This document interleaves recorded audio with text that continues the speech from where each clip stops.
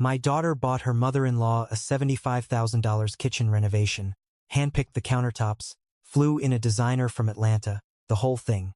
And then, 2 weeks later, she stood in my one-bedroom apartment, looked me in the eye, and told me she just couldn't swing the $23 for my blood pressure medication. Let me say that again, because I need you to sit with that for a moment. She spent $75,000 making another woman's kitchen look like a magazine cover. And then she told her own father, the man who worked night shifts at a textile mill for 31 years to give her a life she didn't have to apologize for, that $23 was too much.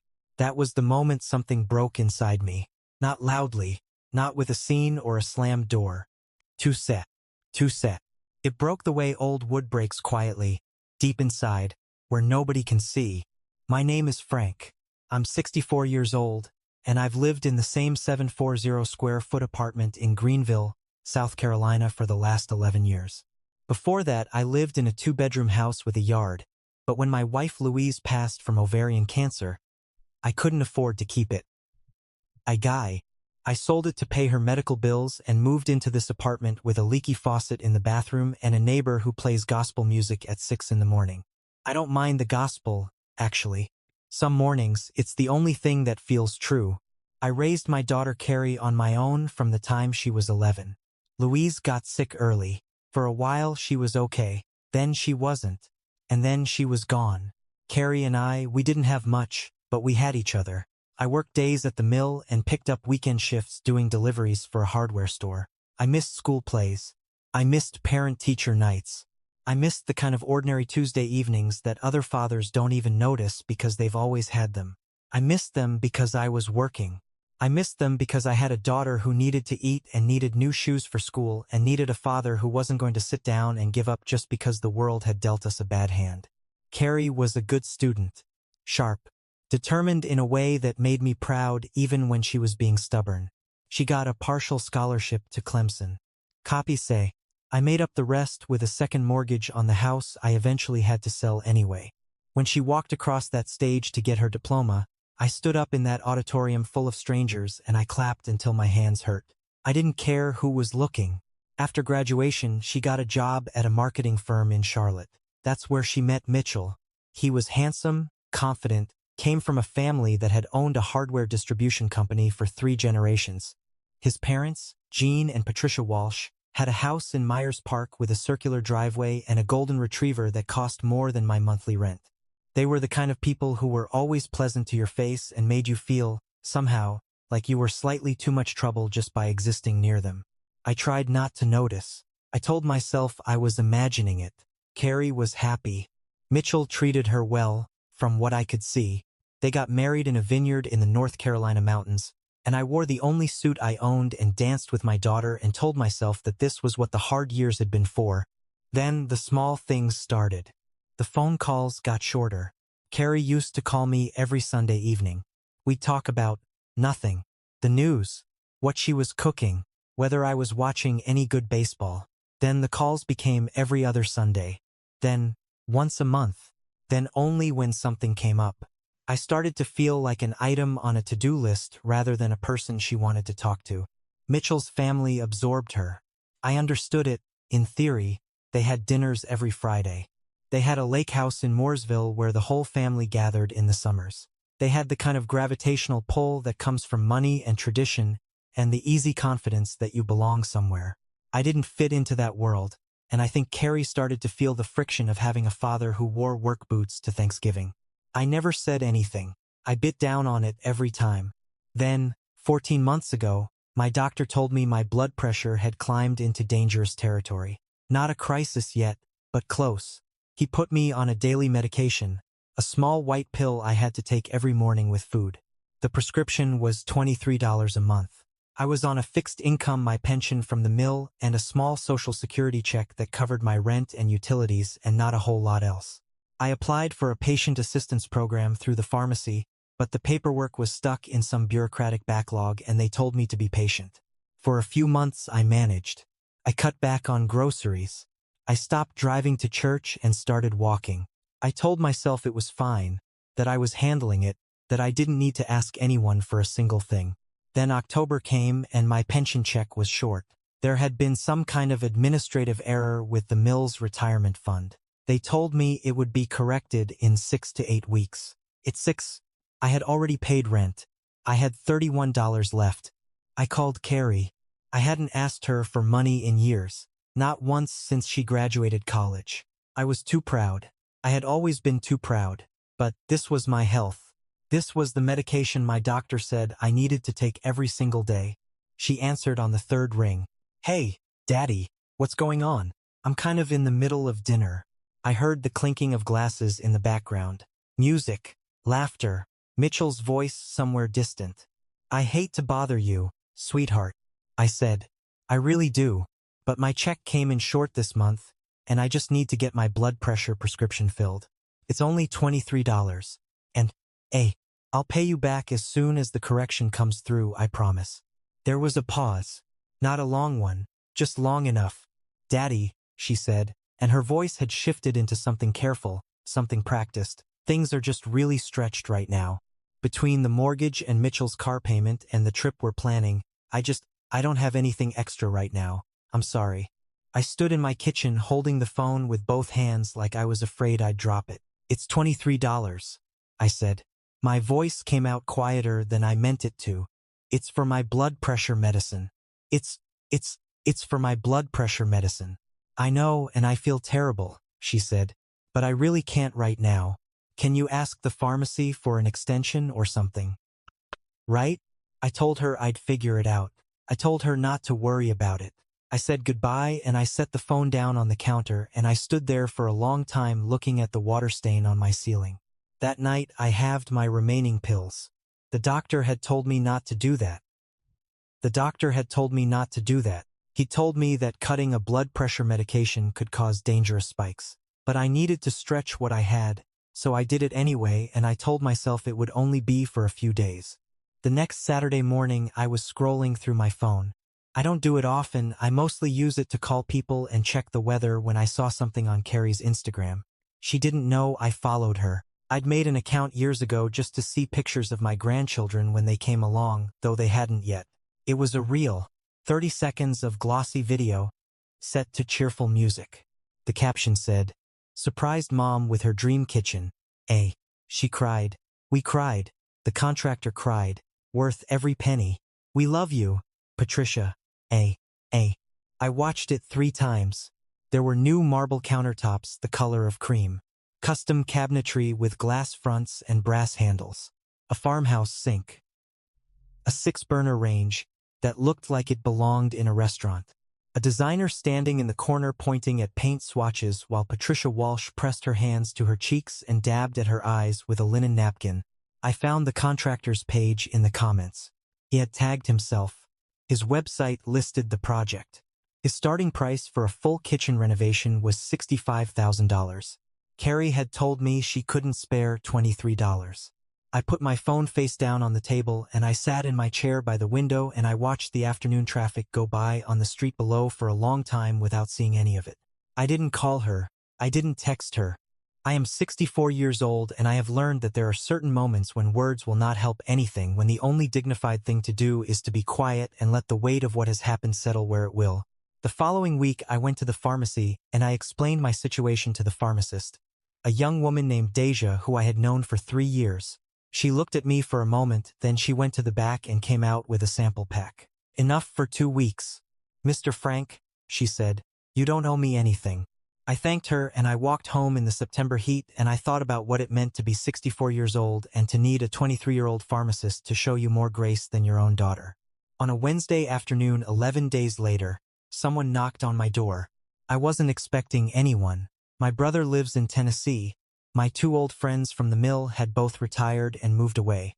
I figured it was my landlord. And I opened the door and Gene Walsh was standing in my hallway.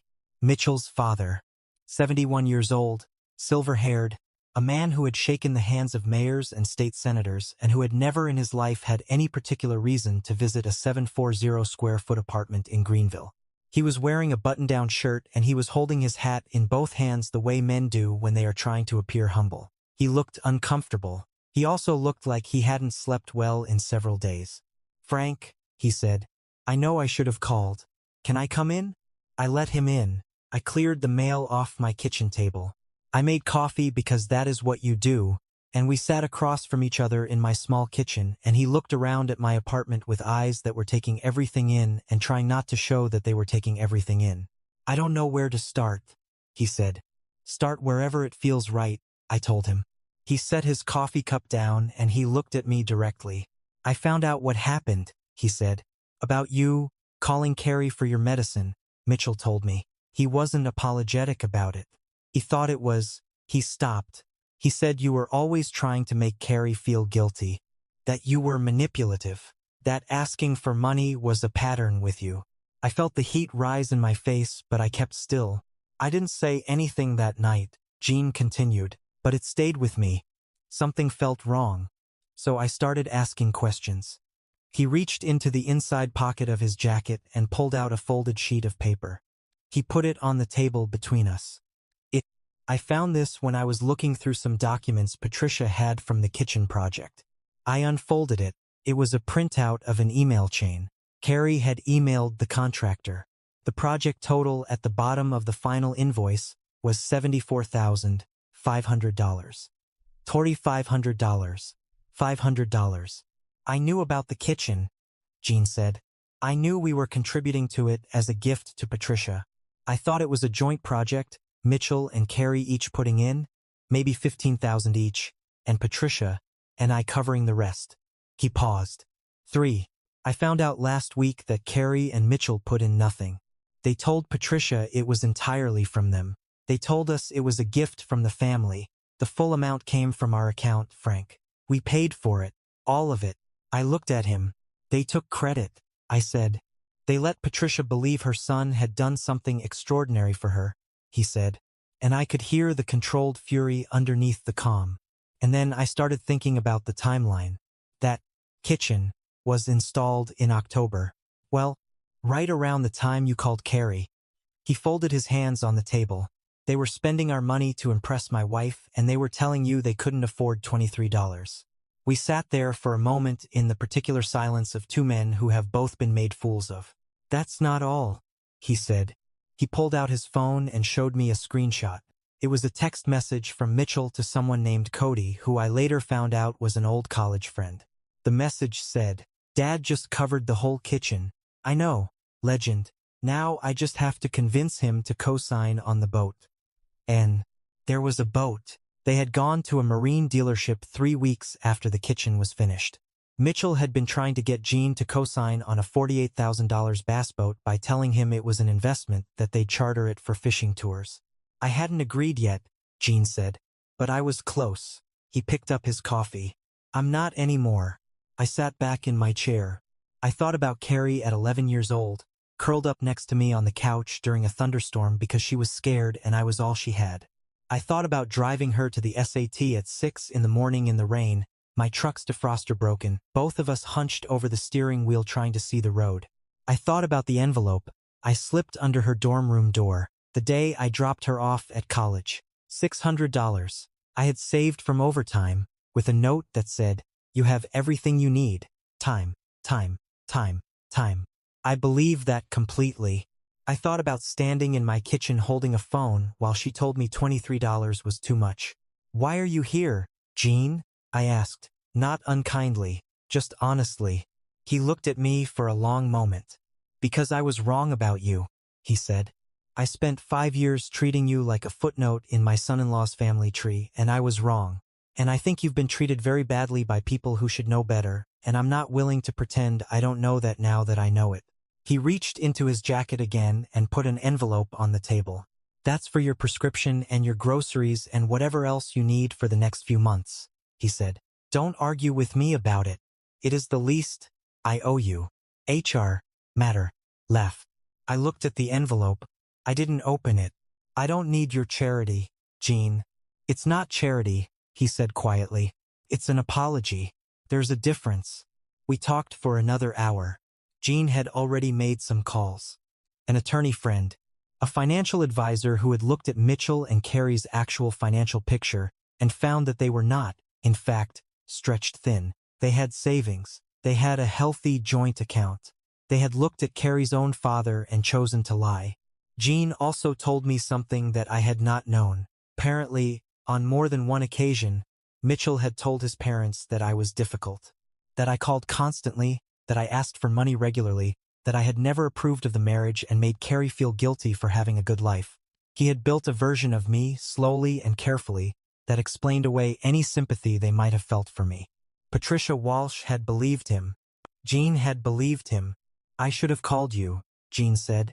I should have had one conversation with you directly a long time ago instead of taking his word for everything. 2 weeks later, Jean called a dinner, not at his house, at a restaurant, neutral ground, he said. Mitchell and Carrie were there. When I arrived, Carrie's face when she saw me was a complicated thing. Surprise, and then something that looked like guilt, and then something harder. Dad, she said, what are you doing here? He's here because I invited him, Jean said, and there was something in his voice that settled the room immediately. He was methodical. He laid everything out on the table the way you'd present evidence at a meeting, not shouting, not performing. He showed Mitchell the text messages. He showed Carrie the invoice and the bank records showing who actually paid for the kitchen.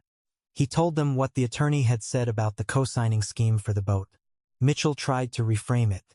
He had an answer for everything, a smoothed-over explanation, the different context. He was good at it. I could see how he had done it for years. And then Jean put one more piece of paper on the table. It was a printout of a text from Carrie to Mitchell, sent the evening I had called her asking for the $23. And the message said, my dad called again wanting money. I told him no, I cannot keep doing this. And then, again, as though she had done it before, as though it were a pattern. The table was quiet. I looked at my daughter. She was looking at the tablecloth. Carrie, I said. My voice was steadier than I expected it to be. I have asked you for money once in your adult life. Once. For $23. For my blood pressure medication. You said you couldn't afford it, and then you let someone else's money pay for a $75,000 kitchen so you could take the credit. I paused. I'm not angry. I'm just telling you what happened, so you can't tell yourself a different story later. She started to cry. Mitchell put his hand on hers. Then he looked at me. You don't understand the pressure we're under, he started. Don't, Jean said. One word. It landed like a hand on a table. Mitchell stopped. Jean looked at his son. You've been lying to us. You've been using our money to perform generosity while telling Carrie's father that your family was struggling. That ends tonight. The conversation after that was mostly between Jean and Mitchell. Carrie sat quietly, and I sat quietly, and at some point I looked across the table at her and she was looking at me and there were tears running down her face and I could see that she wasn't crying about being caught. She was crying because she knew exactly what she had done. The drive home took 12 minutes. I sat in my apartment and I took my blood pressure pill. I had my full prescription now, filled with the money from Jean's envelope, and I sat by the window and I breathed. 3 days later, Carrie came to my apartment alone. She sat at my kitchen table in the same chair Jean had sat in, and she told me she was sorry. She didn't make excuses. She didn't explain Mitchell's role or minimize her own. She just said she was sorry, that she had let him shape how she saw things, that she had let the life she wanted make her ashamed of where she came from, and that she had treated me as something to be managed rather than someone to be loved. I listened. I let her finish. Then I said, I forgive you, but forgiveness isn't a key, Carrie. It doesn't unlock everything the way it used to be. We have to build something new, and that takes time, and it takes you showing me, not telling me. She nodded. She didn't argue. Mitchell moved out of their house 2 months later. Carrie had found out, through the same process of Jean pulling back the curtain, that Mitchell had been hiding significant debt from her, a private loan, credit cards, a loss on a real estate investment he'd never mentioned. The financial picture she thought they shared was not the one that actually existed. She filed for separation in January. I won't tell you I was sorry to hear it, because I wasn't, and I don't believe in lying to the people I'm talking to. Jean and I have had coffee 4 times since that night at the restaurant. We don't talk about Mitchell. We talk about baseball, about what Greenville was like in the 90s, about his late brother who worked in manufacturing like I did. He is a better man than I gave him credit for, and I think I am a better man than he gave me credit for, and sometimes two people just need the truth to land between them before they can actually see each other. Carrie calls me every Sunday evening now. Without fail, we talk about nothing, the news, what she's cooking, whether I'm watching any good baseball. Last month she drove down on a Saturday and brought groceries, and we sat on my small balcony and ate sandwiches and watched the street below, and she told me she had started therapy and that the therapist had asked her to think about the people who had given her things without asking for anything back. She said she had thought about it, and there was only one name that kept coming up. I didn't say anything. I just handed her the other half of my sandwich because she always eats hers too fast. My prescription is covered now. The patient assistance program finally came through, so the pills are free. Gene still sends a check every month, a small one, and I keep telling him to stop and he keeps sending it, and I have decided to stop fighting about it and to start considering it what he called it that first day at my kitchen table. An apology. I think about that phone call sometimes. I think about standing in my kitchen, holding the phone, hearing my daughter tell me that $23 was beyond her reach. I think about the moment I understood what I had been reduced to in her mind. And then I think about who I am now. The medication is on the counter, full bottle. The fridge has food in it.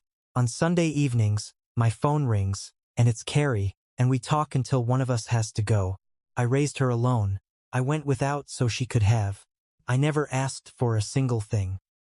Intimation, and when I finally did, she said no. But that no taught me something that 31 years on the assembly line never could. Your value is not what other people assign to it. You do not become less important because someone treats you as though you are. You do not become a burden because someone calls you one.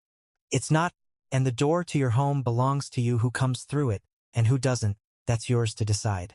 My daughter bought her mother-in-law a $75,000 kitchen, and she told her own father that $23 was too much. But that day, without meaning to, she showed me exactly how much I was worth. Not in what she gave me, in what I decided. Very quietly, I was no longer willing to accept. And it turned out that was worth more than any kitchen in the world.